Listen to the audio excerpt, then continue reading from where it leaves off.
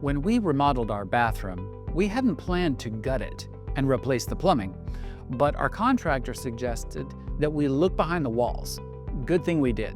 Years earlier, someone put a temporary patch on a pipe, and it was on the verge of bursting.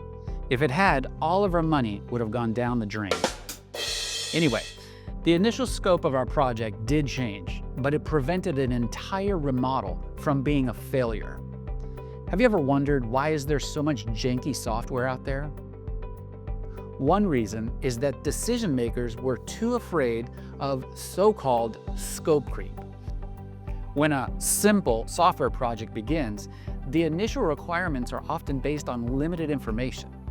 And as you go deeper, just like looking behind the walls of a remodel, you find hidden complications or requirements that you didn't know existed.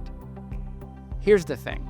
If teams or decision makers are so fixated on avoiding scope creep, they overlook information that tells them what the software needs to be, information that's not always obvious up front. And that's how a lot of janky software sees the light of day. Teams aren't allowed to talk to real users and ask questions. Or if they do, they refuse to reassess the project. And the client gets exactly what they've asked initially, no matter how off-target it has become. The ROI falls short of what it could have been had they continued to ask questions and pivoted when necessary. So, stay flexible in your scope.